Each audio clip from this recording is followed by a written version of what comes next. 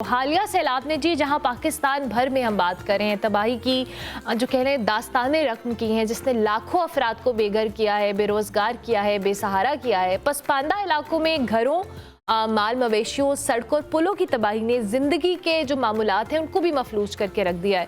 खैबर पख्तूनख्वा से लेकर पंजाब और सिंध तक सैलाब ने हर उस चीज़ को निगल ली है जो उसके रास्ते में आई है। ऐसे में जहां हुकूमती इमदादी कार्रवाइयाँ हम हमेशा जानते हैं कि लिमिटेड रिसोर्सेज हैं, उसकी वजह से नाकाफ़ी साबित होती है, वहीं फलाही तंजीमें और इनफरादी रज़ाकार एक बार फिर जो मुतासिरीन हैं उनके लिए उम्मीद की किरण बनकर सामने आते हैं और हमेशा आते हैं। सोशल मीडिया पर मुतासर कुन जो मनाजिर हैं वो देखने को मिलते हैं, जिसमें फलाही जो वॉलंटियर्स होते हैं, रज़ाकार होते हैं, इंतहाई चैलेंजिंग सूरत हाल में जी दूर दराज इलाकों तक पहुँचते हैं, मदद फराहम करते हैं। ताहम कई इलाके ऐसे भी हैं जहाँ सरकारी इमदाद नहीं पहुँच सकी और मुतासरीन जो थे वो बुनियादी ज़रूरियात से महरूम अभी भी हैं। लेकिन ऐसे में ये फलाही सरगर्मियाँ जो की जा रही हैं मुख्तलिफ फलाही तंजीमों की जानिब से, उसमें एक जो तंजीम जिसके सरबराह से हम आज आपकी मुलाकात भी कराएंगे। हमारे साथ इस वक्त फैसल ईदी साहब मौजूद हैं, सरबराह ईदी फाउंडेशन है, उनको हम खुश आमदीद कहेंगे।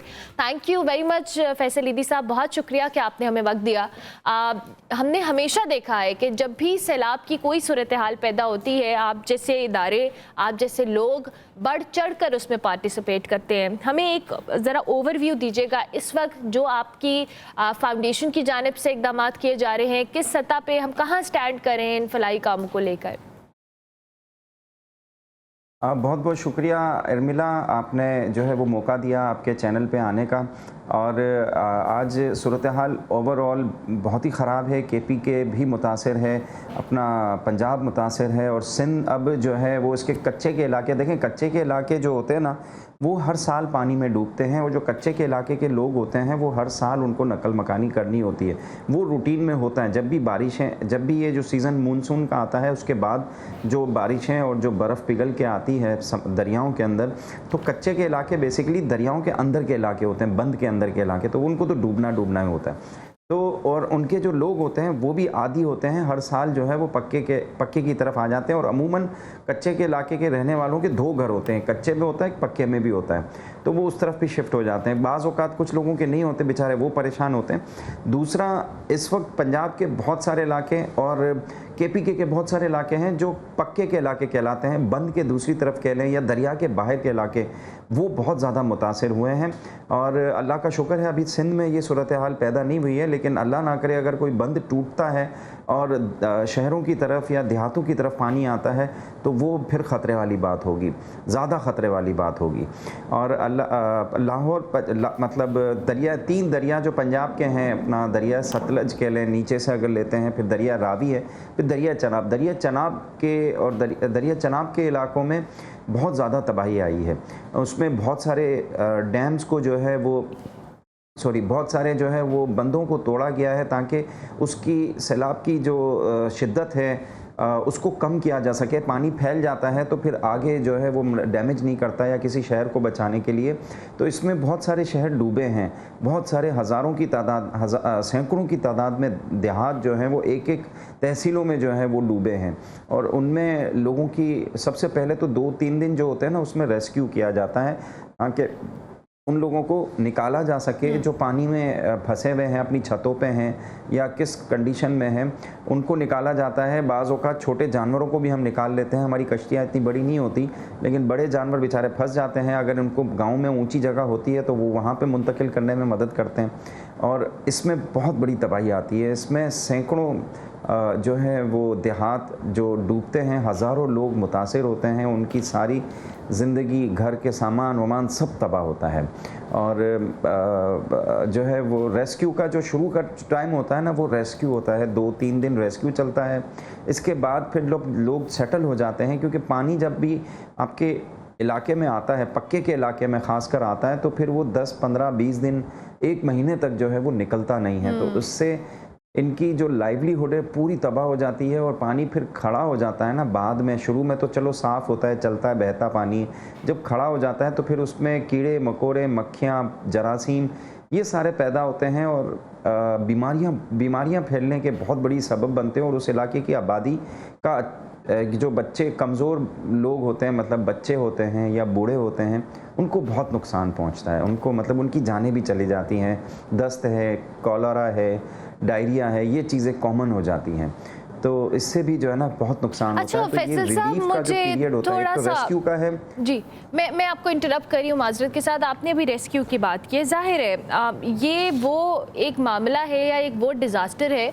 हमने माजी में भी ऐसे कई डिज़ास्टर एक्सपीरियंस किए हैं, चाहे वो अर्थक्वेक है, चाहे वो सैलाब है, 2010 हो, 2022 हो।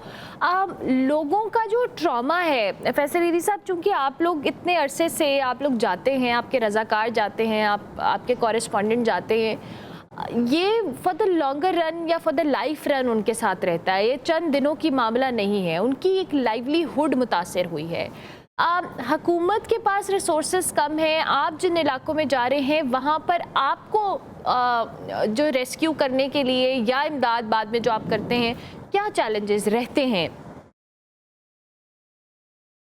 हमारा देखिए सबसे बड़ा चैलेंज जो है वो इक्विपमेंट होता है। फ्लड रेस्क्यू में ख़ास किस्म के इक्विपमेंट, ख़ास किस्म की गाड़ियाँ इस्तेमाल होती हैं। इसमें 4x4 गाड़ियाँ इस्तेमाल होती हैं जो इन कच्चे के इलाकों में, कीचड़ वाले इलाकों में चलती हैं। हमें अफसोस के साथ कहना पड़ता है कि हमने एक गाड़ी इंपोर्ट की थी 4x4 और हमें बहुत सारी और गाड़ियाँ इंपोर्ट करनी थी, तो हुकूमत ने वो गाड़ी ज़ब्त कर ली हमारी। हमने मुसलसल हम अपील पे भी गए, हम ट्रिब्यूनल में गए कि ये गाड़ी हमें चाहिए, इसकी नीड होती है फ्लड सीज़न के अंदर। उन्होंने नीलाम कर दी और कस्टम ऑफिसर ही ख़रीद के जो है वो अपने घर लेके चला गया। हम इस वजह से हम बहुत डिसहार्ट हो जाते हैं। ऐसे में हमें वफाकी हुकूमत पता नहीं क्यों, हम 15 सालों से इनको लेटर लिखते हैं कि भाई हमारी मदद करें, हमें कुछ चीज़ें इंपोर्ट करने दिया करें ताकि इन जो सीज़न्स होते हैं इसमें हम काम कर सकें, लेकिन 15 सालों से हमारे पास लेटर पड़े हुए हैं, जवाब तक भी नहीं आते इनके। Very unfortunate. और ये तो हमारी खुशकिस्मती है पाकिस्तान की कि हमारे पास ऐसे इदारे, ऐसी फलाही तंजीमें मौजूद हैं, क्योंकि आप लोग उन इलाकों में पहुंच जाते हैं जहां पे हुकूमत या उस तरह से लोग नहीं पहुंच पाते हैं और आप लोग रेस्क्यू कर लेते हैं। अगर आपकी इतनी भी हेल्प नहीं हो रही तो that's very disappointing at the same time. वैसे ही सब हम अभी अपने मुख्तलिफ कॉरेस्पॉन्डेंट से भी बात कर रहे थे और जब हमने सुना तो बहुत सारे ऐसे इलाके हैं जहाँ पर कहा जाता है कि जी सैलाब आ रहा है, रेला गुजरना है। इवन हमने पंजाब में भी ये चीज़ देखी और अब सिंध में भी लोग अपने घरों से नहीं निकलना चाहते, नहीं जाना चाहते छोड़कर, और फिर बाद में जब होता है तो उनको रेस्क्यू करना बड़ा मुश्किल हो जाता है। ऐसे कुछ आप हमें बता सकते हैं कि ये बात ठीक है? ये बिल्कुल ठीक है, लोग निकलना नहीं चाहते क्योंकि उनको एक तो देखें घर छोड़ना कोई भी नहीं चाहता। हमारे भी घर से कोई कहेगा ना कि आप चले जाएं, छोड़ के तो हम नहीं निकलेंगे। ये एक इंसानी फितरत है, क्योंकि इंसान घर में ही महफूज होता है, घर से बाहर निकल जाए तो फिर बहुत ही गैर महफूज हो जाता है। और सैलाबों में इनके जो बुज़ुर्ग होते हैं, जब ये सैलाबों में, जब कैंपों में, रिलीफ कैंपों में, स्कूलों में जब जाके रिहाइश करते हैं ना, तो इनको इतनी तकलीफ़ों का सामना करना पड़ता है, इतनी परेशानियाँ होती हैं। इनका एक अपना स्टेटस होता है, एक अपना वक़ार होता है, वो सब मजरू होती है। तो लोग बेचारे परेशान रहते हैं, लेकिन इंतहाई बहुत ज़्यादा सख्त किस्म की सैलाबी सूरत हाल बन जाती है और ये जब फंस जाते हैं फिर हमें मजबूरन रेस्क्यू करना पड़ता है। हम कोऑर्डिनेशन करते हैं, हम डिस्ट्रिक्ट इंतज़ामिया के साथ कोऑर्डिनेशन करते हैं, हम नेवी वालों के साथ बहुत अच्छी कोऑर्डिनेशन करते हैं, क्योंकि नेवी वालों के पास भी रेस्क्यू बोट्स हैं, हमारे पास भी रेस्क्यू बोट्स हैं। तो हम आपस में इस तरह कोऑर्डिनेट करते हैं कि जब एक जगह से कॉल आती है तो नेवी वाले अटेंड करते हैं, दूसरी जगह से जब कॉल आती है तो वो हम अटेंड करते हैं। तो हम आपस में, हमारी अंडरस्टैंडिंग होती है कि यार इस कॉल पे हम जा रहे हैं, अगली कॉल पे आप जाएं, थर्ड कॉल पे फिर वो जाते हैं, फोर्थ कॉल पे हम जाते हैं। तो हम आपस में मिल के करते हैं और निचली सतह पे ये कोऑर्डिनेशन बहुत अच्छा चलता है। बिल्कुल ठीक है। अच्छा फैसल साहब, अभी तक आपकी जो इदारा है वो कहाँ कहाँ पहुँचा है और कहाँ कहाँ से आप लोगों ने लोगों को रेस्क्यू किया है, और क्या वाकई ऐसे बहुत सारे इलाके हैं जहाँ तक रसाई मुश्किल है और अभी तक लोगों को वो जो प्रॉपर एक हेल्प है वो नहीं पहुँच पाई है? बहुत सारे इलाके, बिल्कुल आप सही कहते हैं कि जो है वो छूट जाते हैं और बहुत सारे इलाके छूट जाते हैं। जो आप लिस्ट बता रही हैं ना, तो मैं आपको तीनों दरियाओं के जो है वो पंजाब की जो सूरत हाल है उसमें सतलज कि जो दरिया है उसमें कसूर का इलाका मुतासिर है, ओकारा का मुतासिर है, रावी में रावी दरिया के साथ जो है वो नारोवाल है, लाहौर है, कसूर है, खानेवाल है। इनकी जो तहसीलें हैं, ये डिस्ट्रिक्ट्स के नाम हैं, इनकी जो तहसीलें हैं वो गांव और तहसील जो है वो बहुत ज़्यादा जो है वो मुतासिर है। चनाब का भी जो है वो बहुत बड़ा इलाका, और चनाब में ही सबसे ज़्यादा ख़तरनाक जो है वो सूरत हाल है।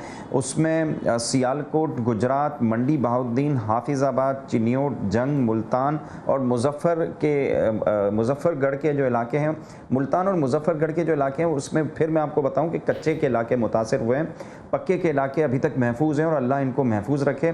और इवन सिंध के इलाकों में भी जो है वो कच्चे के इलाके अभी तक मुतासिर हैं। तो हम दुआ करते हैं, उम्मीद रखते हैं कि जो है वो पक्के के इलाके मुतासिर ना हो। और कच्चे के इलाके हर साल ये सैलाब आने से डूबते हैं, तो वो लोग आदी भी होते हैं और उनको तरीके आते हैं बचने के, और किस तरीके से इनको अपने मवेशियों को बचाना है, जानवरों को बचाना है। परेशानी होती है जब पक्के में सैलाब आता है ना, पक्के के इलाके के लोग बेचारे बहुत परेशान हो जाते हैं, उनकी हर चीज़ तबाह हो जाती है और वो आदी भी नहीं होते सैलाबों का सामना करने के। बिल्कुल ठीक है। अब मैं थोड़ा इमदाद या रिलीफ के हवाले से जो सामान है, बिकॉज़ बहुत सारे लोग डोनेट कर रहे होते हैं और करना चाहते भी हैं, बट आप चूँकि उन इलाकों में गए हैं, आप लोगों ने देखा है कि वहाँ पर रिक्वायरमेंट बेसिकली है क्या। क्योंकि लास्ट टाइम जब हमारे पास रिप्रेजेंटेटिव्स आए थे मुख्तलिफ तंजीमों के, तो कहते जी पका हुआ खाना या मच्छरदानियाँ, इस तरह की चीज़ें या टेंट्स की ज़रूरत होती है। आप ज़रा हमें बताइएगा कि अगर लोग डोनेट कर रहे हैं तो क्या चीज़ें हैं जो वहाँ पर पहुँचने की ज़रूरत है। बिल्कुल, जो रेस्क्यू के बाद जो फौरी जो इमदाद में चीज़ें चाहिए होती हैं, उसमें पका हुआ खाना होता है। 2-3-4 दिन तक आप इनको खाना पका हुआ दें, इसके बाद फिर कच्चा राशन दे दें तो ये ख़ुद भी जो है वो बंदोबस्त कर लेते हैं। और हम इस वक्त बहुत सारे इलाकों में मकामी तंजीमें जो है वो बना के लेकर आती हैं खाना। हम कश्तियों में जाके उन इलाकों में जाके तकसीम करके आते हैं जो अपने घरों में फंसे हुए हैं या निकलना नहीं चाहते, या छतों पे बैठे हुए हैं, या ऊंची जगह पे बैठे हुए हैं, तो उनकी सारी लाइवलीहुड तबाह हो चुकी है। उनके रोज़ाना के काम, रोज़मर्रा के जो काम है, पकाने के, रहने के, ये सब तबाह हो चुके हैं, डिस्टर्ब हो चुके हैं। तो उनको खाना पहुंचा रहे हैं मकामी जितनी भी तंजीमें हैं उनके साथ मिलके। फिर रिलीफ में भी हमने काम अब शुरू कर दिया है कि कुछ इलाके जो हैं उनमें हमने कच्चा राशन तकसीम करना शुरू कर दिया है, जिनमें जो सेटल हो चुके हैं, जो रेस्क्यू के बाद जो लोग कैंप्स में जाके सेटल जब हो जाते हैं 2-4 दिन के अंदर, फिर उनको कच्चा राशन दे देते हैं ताकि फिर वो अपनी मर्ज़ी का खाना पका सकें। मर्ज़ी का खाना क्या होता है, बस 2-3 चीज़ें हम देते हैं ताकि वो गुजारा कर सकें। और ये सिलसिला भी हमने शुरू कर दिया है। अब थर्ड जो फेज़ आएगा रिहेबिलिटेशन का, तो इसमें भी जो है वो गवर्नमेंट के साथ मिलके या मुख्तलिफ जो तंजीमें हैं उनके साथ मिलके प्लान किया जा सकता है कि किस तरीके से